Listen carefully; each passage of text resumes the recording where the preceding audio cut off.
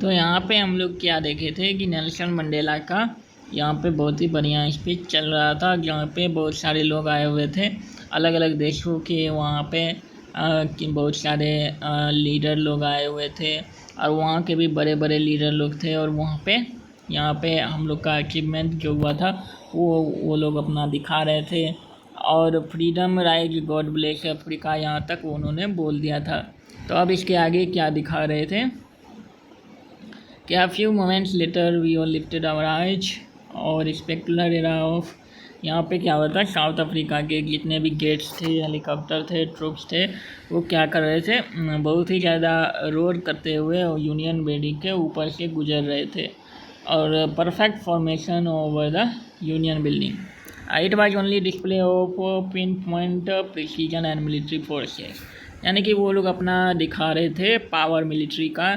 और वहाँ पे demonstration of the military loyalty to the democracy दिखा रहे थे और क्या गवर्नमेंट के खिलाफ दिखा रहे थे। जो लॉयल्टी उन लोग का था वो दिखा रहे थे गवर्नमेंट के लिए। और फ्रीली और फेयरली जो इलेक्टेड वो लोग थे।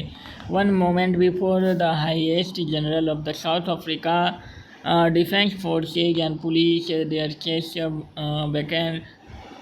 bedecked with ribbons and medals from days gone by, saluted me and pledged their loyalty, यानी कि वो प्रेसिडेंट को सैल्यूट कर रहे थे और उन लोगों की जो कर्तव्य थे और लॉयल्टी थे उनके खिलाफ उनके लिए वो दिखा रहे थे।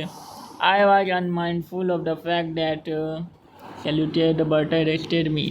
वो ये सोच रहे थे कि उन लोगों ने उनको पहले अरेस्ट किया था, अब वही लोग हैं जो उनको अब लोग सैल्यूट कर रहे हैं। अब क्या है कि कैमरन ऑफ इम्पाला जेट्स, यहाँ पे इम्पाला जेट्स जो थे उन्होंने smoke trials of black red green blue and gold of the new African flag, यानी कि अफ्रीकन फ्लैग को जो थे वो इजेक्ट करते हुए स्मोक जा रहे थे, जो कि बहुत ही ज़्यादा देखने में खूबसूरत लग रहा था। और सिम्बोलिज क्या कर रहा था, तो यहाँ पे सिम्बोलाइज्ड फॉर मी। और वो लोगों ने क्या किया, तो दो नेशनल एंथम उन लोगों ने उस दिन गाया था, vision of white singing and कोसी सिकलेई अफ्रीका एंड ब्लैक से कौन गा रहे थे, तो डायस्टेम गा रहे थे। ओल्ड एंथम ऑफ रिपब्लिक, जो कि डायस्टेम जो था वो ओल्ड एंथम ऑफ रिपब्लिक था। Old out that day neither group new the lyrics of the anthem, they one this past they would soon know the words of by heart।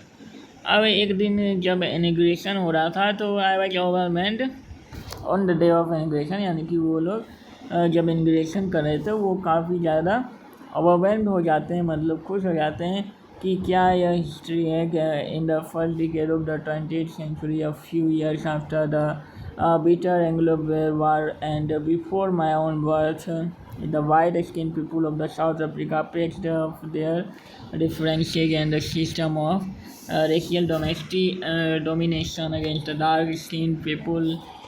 उन्हीं के लोगों के खिलाफ बहुत ही ज़्यादा उन लोगों को प्रताड़ित करा जा रहा था। उन लोगों के खिलाफ जो स्ट्रक्चर फॉर्म हुए थे on the basis of horses most inhuman, बहुत ही ज़्यादा उन लोगों के लिए दुखदाई था। और society the world has even not, लोग और सोसाइटी भी जान रहे थे लेकिन कोई कुछ नहीं कर रहा था उस समय। Now in the last decade of the 20th century and my own decades as a man, that system had been overturned forever and replaced by one rights freedom of all people regardless of the color of their skin। अब क्या है कि the day was came about through the unimaginable सेक्रीफाइसेज, यानी कि बहुत ही ज़्यादा उन लोगों को सेक्रीफाइस करना पड़ा था। थाउजेंड्स ऑफ पीपल लोग सेक्रीफाइस हुए थे जो कि सफरिंग कर रहे थे। And courage can never be counted और रिपेयर्ड, यानी कि उन लोगों की जो भी सफरिंग्स थे वो कभी भी नहीं गिने जा सकते हैं और उनको पेड करना बहुत ही ज़्यादा मुश्किल हो जाएगा। I feel that day I have known so many other days, and I was simply the sum of all those beacon patriots who had gone before me। और अफ्रीकन जितने भी उन लोगों के पैट्रियट्स थे यानी कि देशभक्त थे उन लोगों को जाना पड़ा था। उनसे पहले वो बहुत ही ज़्यादा अपने आप को मान रहे थे। That long and novel line ended and now began again। और वो बहुत ही ज़्यादा खुश हो रहे थे कि अब मेरे साथ में यहाँ पे शुरुआत होगा। I was not able to thank them। वो बहुत ही ज़्यादा दर्द में थे कि उन लोगों को मैं थैंक यू नहीं बोल पाया था, उन लोगों को देख नहीं पाया था। They were not able to see what their sacrifice had brought। वो लोग नहीं देख पाए थे कि उन लोगों की सेक्रीफाइस की वजह से हम लोग कहाँ पर आ गए हैं और कितना ज़्यादा अब वहाँ पे शांति है। The policy of apartheid created a deep and lasting wound in my country and my people. Apartheid जो था वो क्या कर रहा था, तो उन लोगों को बहुत ही ज़्यादा गहरा जख्म दिया था उनके कंट्री को और उनके पीपुल लोग को। तो all of us will spend many years, it is not generation recovery from the profound hurt. यानी कि उन लोगों को बहुत ही ज़्यादा कष्ट और बहुत ही ज़्यादा पीड़ा हुआ था और उन लोगों को बहुत ही ज़्यादा टाइम लग गया रिकवरी करने में, जो कि उन लोगों को दुख दर्द उन लोगों को मिला था। But the case of the obsession and the brutality had another unintended effect and that was that it proud Oliver Tom's, Walter Sisulu, Chief Lutley, the Yusuf Dados, the Brown Fischer, the Robert Sawquist of our time, man of such extraordinary। यानी कि जितने भी लोग थे ये लोग उन लोगों के देश के लिए, अपने देश के लिए बहुत ज़्यादा बलिदान दिए थे। Courage, wisdom, generosity, they never be known again. यानी कि वो फिर से तो नहीं आएंगे, लेकिन उन लोगों के जो करेज थे, विजडम थे, जनरसिटी थे, वो बहुत ही ज़्यादा उसके लिए मूल्यवान था। अब क्या दिखा रहे हैं कि it require such a depth of obsession to create such heights of character. यानी कि बहुत ही ज़्यादा करेज चाहिए, हिम्मत चाहिए, डेप्थ चाहिए, गहराई चाहिए, obsession to create such a heights of character। My country is rich in the minerals and gems that lies beneath inside its soil, but I have always known that its greatest wealth is its people। यानी कि ये कह रहे हैं कि हमारे यहाँ बहुत सारे वेल्थ हैं, लेकिन सबसे असली वाला जो वेल्थ है यहाँ के पीपुल हैं, यहाँ के लोग हैं।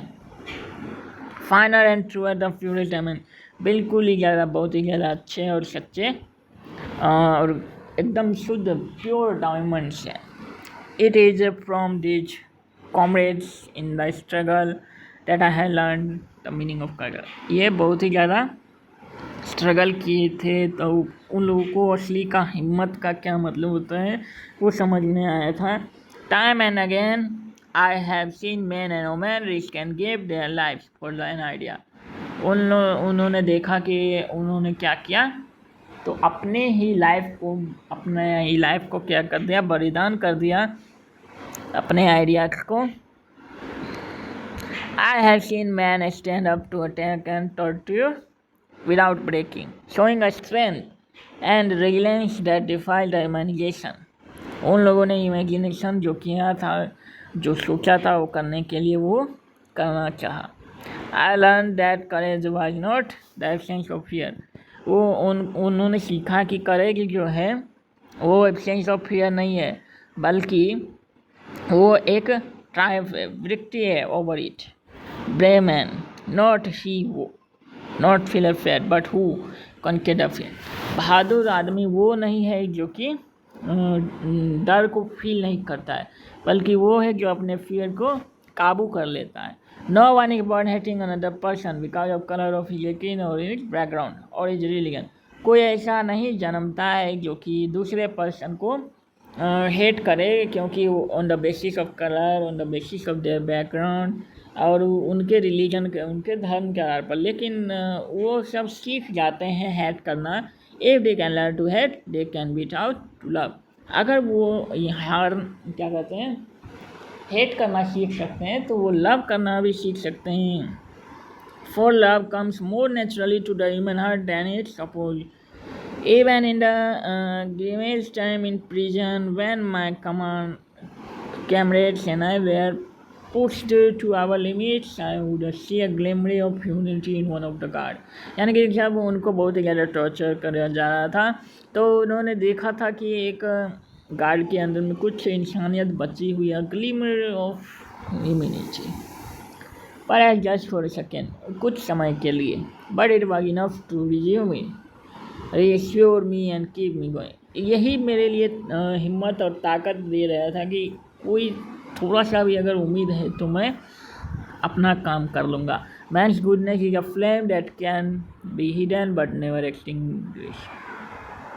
आदमी की अच्छाई एक फ्लेम की तरह है जो कि छुपाया जा सकता है लेकिन कभी भी ख़त्म नहीं हो सकता है।